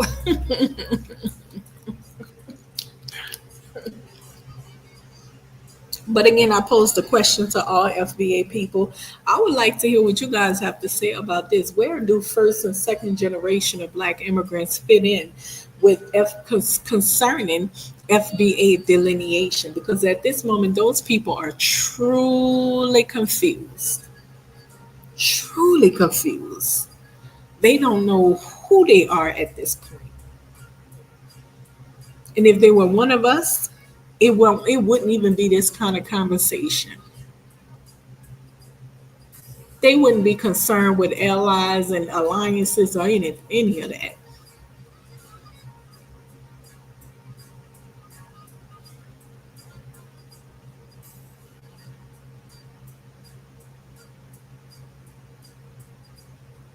And there it is. Let me talk about this right here and I'm gonna wrap it up. But Pan Africans now are running around them streets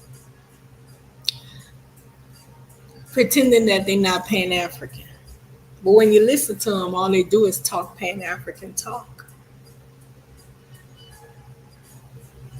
They can't help it. they, they can't help it.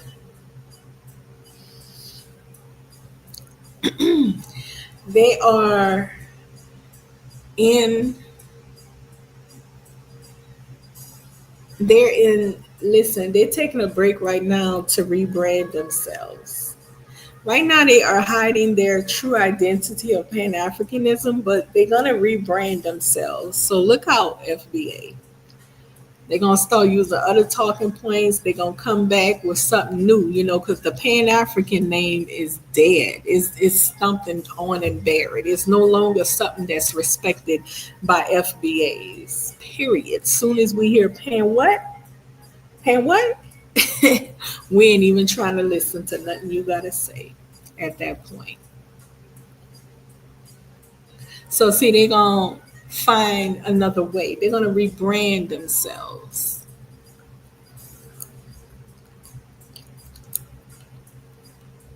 And the rebranding is going to look something like, we got to have allies, alliances. The rebranding is going to be something like, but we're all one.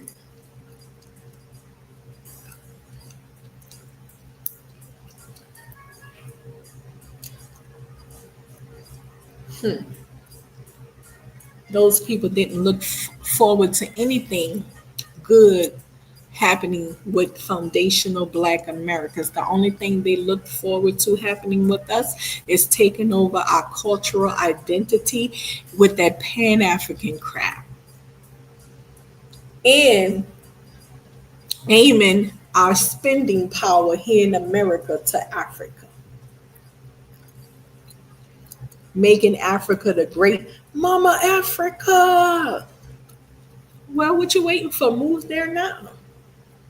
Trump would gladly give you a flight to Africa, sweetie.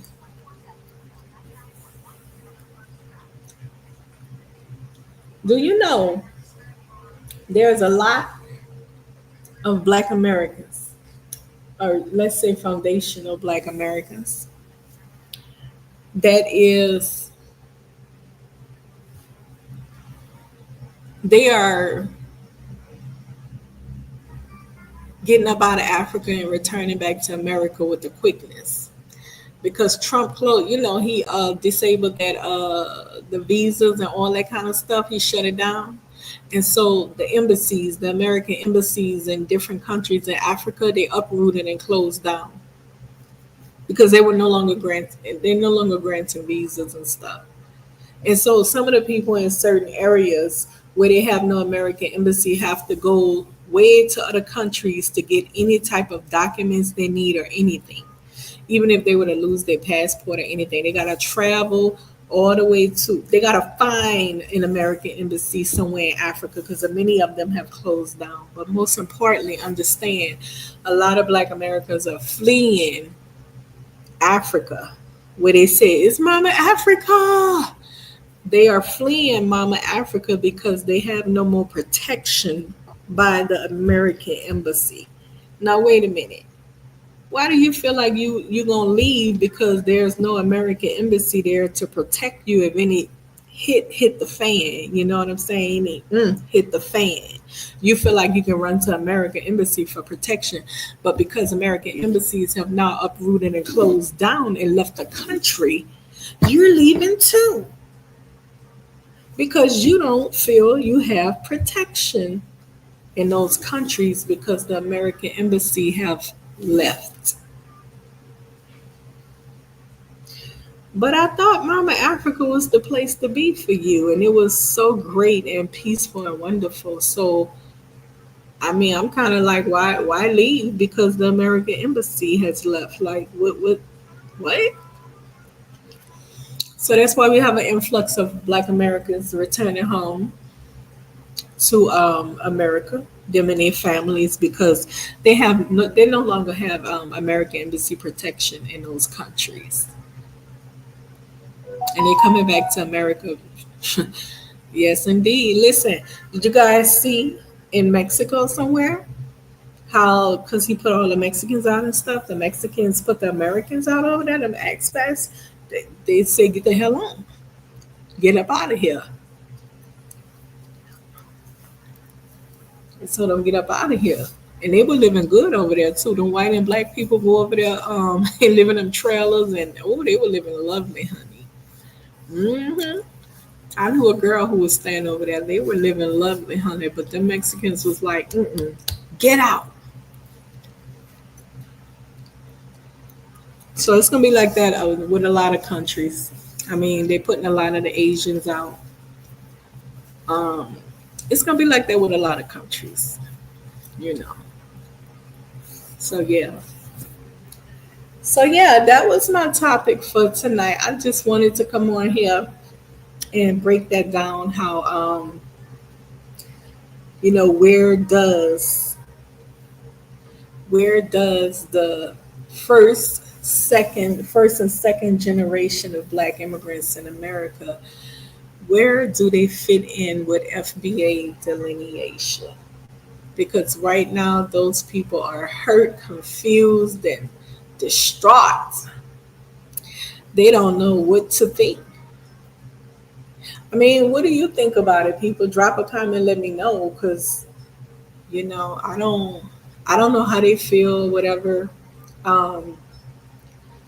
It's a tough position to be in because, like I said, they rejected back home, and now since FBA have, there's a FBA lineage growing strong, they are now rejected by FBA lineage. Because I wanted to share this with you guys. I seen a lot of videos of even the Luke Skywalker and them. Boy, they held a panel one time and they invited Yvette. I think that's how I'm pronouncing her name correct, Yvette. And what's that other dude? Rizlam and another one. Tone was smart enough not to go on there. Ain't no way I would have went on there. And they say Luke drank a lot. Oh no, sweetheart, no. You should have known you was gonna get cussed out with that one.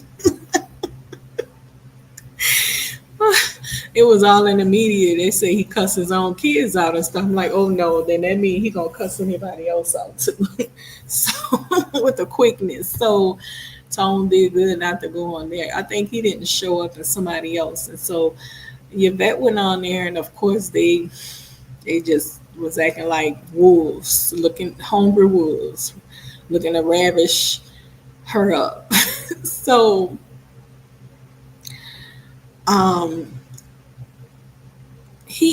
the Luke Skywalker guy, he was so unclassy, by the way. He he was totally like not feeling it. What do you mean FBA? Mad because a group of people say, listen, we're gonna delineate and start our own base, and to protect our culture and stuff, and cultural achievements, and let our young people know who they are and stuff like that, like everybody else. You guys have groups too, but the ones that's born and raised have first and second generations of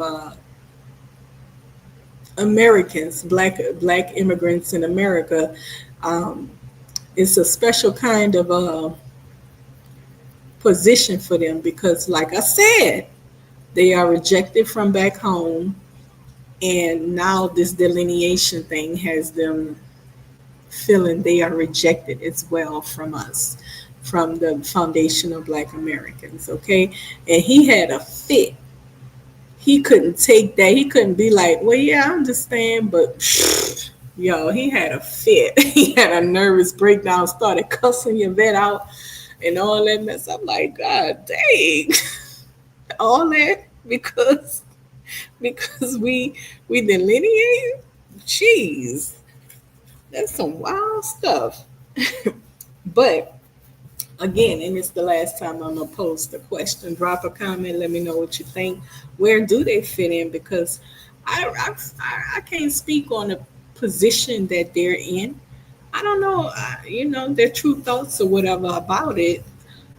And I've never even heard a panel like that. That would be interesting to hear the position of a first or second, because a lot of them hide the fact that they first, second generation of Black immigrants. They don't identify with the idea that they are a first, second generation immigrant. Like it doesn't register with them. But I would like to hear a discussion with a first or second generation Black immigrant here that's born and raised in America, and what have they been rejected from back home. I've heard those stories where they reject them and tell them they're not, they're American. But now concerning the FBA delineation in America, how does it make them feel being rejected from back home, and now they have to also deal with FBA's delineating from other ethnic groups as well here in America? That would be an interesting conversation to hear. But again, I haven't seen none of them bold enough to even admit that they are first or second generation of a Black immigrant born and raised in America that truly identify as American and carry American culture. They just go on pretending like they one of us. They don't expose their true origins. It's the same thing in Scotland where you have those Black people carrying on like they Scottish and they don't expose their true origin.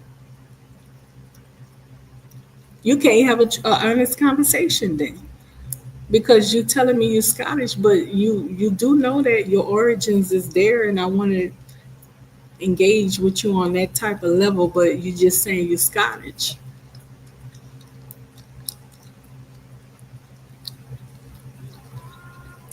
Now it doesn't bother me or phase me. Those people can be who they want to be. Go ahead, have fun, baby. If it doesn't bother the Scottish, then it shouldn't bother anybody else. That's how I see it. If I'm carrying on like I'm Jamaican, if it doesn't bother the Jamaicans, then it shouldn't be anybody else's business. Carry on. But I know that we won't be able to have a true conversation, because some of them you would, who admit their true origins and you can follow their whole story. But for some of them who don't expose their true origin, you can only follow what they're doing in Scotland, which is half of their story. You understand? Because when you get into the talk about, well, where your parents come from, if you really want to know somebody, you got to ask them where their parents originate from. Okay, you got to get to know a little something about how their parents raised them and where their parents grew up and what was taught to them. And that's how you'll understand who they truly are, when you have an idea of who their parents are, where their parents from, and so forth like that. But if you're going to just tell me about where you at right now in Scotland and you identify as strictly, I truly don't know your whole story. Yes, it is fabricated. But anyways, I think that's it. I think I've said everything that I wanted to speak on. Let me see, because I wrote some stuff down. And we came to realize that the term diaspora, again, when you hear some Africans talking, do ask them, who do they consider the diaspora to be? because Africans consider the diaspora to be people that left they were born and raised there on the continent of Africa and left. Many of them left and had children abroad. They don't consider DOS, descendants of slaves, to be Africans. I mean, to be diaspora. Okay, so we covered that. All right, I think I covered everything. Let me see. Oh, and then I wanted to touch up on y'all. They got Africans going around wearing all of that American flag stuff you buy from Walmart. They go and buy up all them 4th of July clothing and getting their haircuts like the FBA brothers, real sharp and crispy and clean and stuff. Girl, they are doing it. They are covering themselves up in American flag clothing, as to say, I'm FBA, Foundational Black American. Isn't that funny? To avoid ICE. No, that's funny. They wearing American flag hats and shirts and stuff to avoid ICE. Oh my gosh.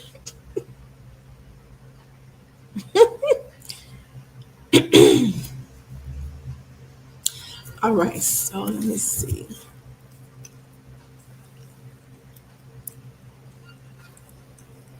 Okay.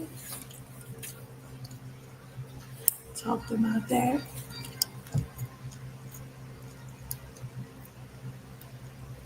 All right. Yeah, I touched upon everything I had wanted to discuss.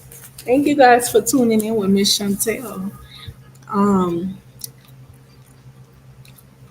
Oh, I see 2 comments was left. Let's see what's up with that. That's Lex said, Peace Chantell and Lil Boss. Yo, okay. Thank you guys for tuning in. I did not have my screen on participation because I came tonight just to give commentary.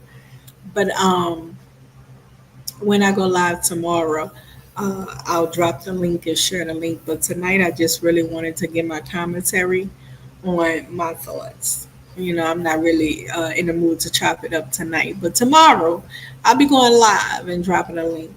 Thank you guys for tuning in. You have a good night.